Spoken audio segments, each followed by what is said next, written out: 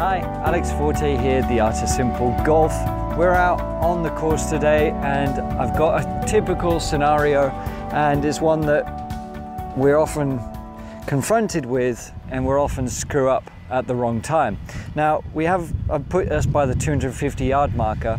If you see up on the fairway, if you look down the hole a little bit here, then you'll see that we have lots of water, we have lots of trouble, we have a down sloping lie, there's a bit of wind. What do we do in this situation? I'm going to give you a couple of options and hopefully you can coach yourself a lot better to shoot lower scores more often.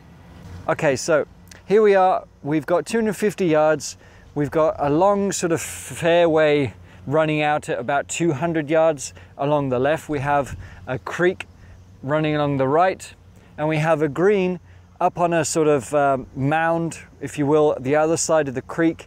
We have trees overhanging on the right there that impinge on the green just a little bit, and a bunker.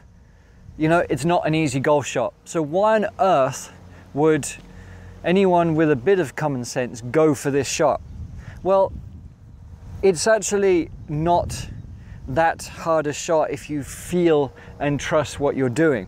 For 80% of the time, I would always recommend that you play something about 200 yards just down the fairway there and pitch up. But you know what? Golf is here, you know, not always wanting to be that sensible. We want to have a little bit of fun sometimes. So what shot can we do in this situation that's going to give us not only the best opportunity, but also the most satisfaction and fun to be able to make this happen? But the key is to not always just go for it.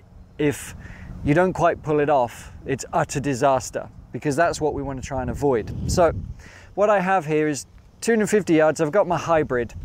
Now, this would have to be a well-struck golf shot to be able to get there. Now, there are a couple of options. The safe shot is basically just going straight at it with a little bit of fade, or going towards the creek rather, with a fade cutting it in. Because then if I don't quite get it right, if I pull it, if I overcut it, I'm still quite safe. The slightly braver shot, which is going more or less straight at the pin, is going to give us a lot shorter margin for error, because if that doesn't quite come off, if I push it a little bit, I'm going to hit the tree. If I pull it a little bit, I'm going to hit the creek. There's a lot of disaster. So let's go for the first, you know, for the trickier shot first, where I am going to just try and nut it straight at the hole, left side of the green with about a 10-yard fade. That's what I'm looking at.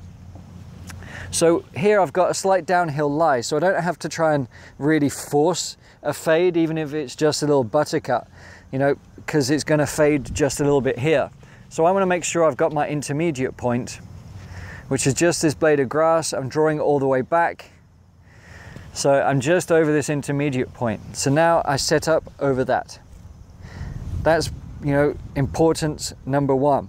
Now I want to make sure that I'm covering this quite correctly, so I'm not trying to just sweep up it to catch it clean. I want to compress this golf ball. So I'm making sure that my setup is going to feel like my low point is actually just after the ball there.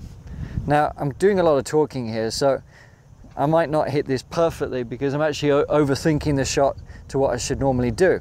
So in fact, I've talked myself out of it. So seeing as this is a course video, let's do this a bit more real time. So even though we've got 250 yards, I'm going to try and make a nice smooth golf swing on this.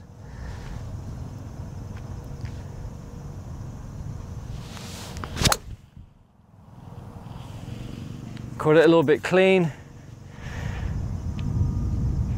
but yeah, that's just left of the green, like, or the green side. I've just got a little chip there. It didn't quite cut enough because I caught it a little bit clean.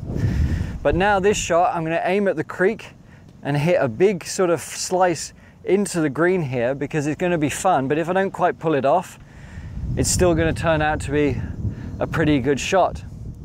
And why am I aiming at the creek? Because it's actually easier to hit away from something than it is to hit at something in golf, because we don't always want straight shots. So This is going to feel a bit like a Bubba golf swing for me because I'm trying to feather it around from that creek to the top of the green.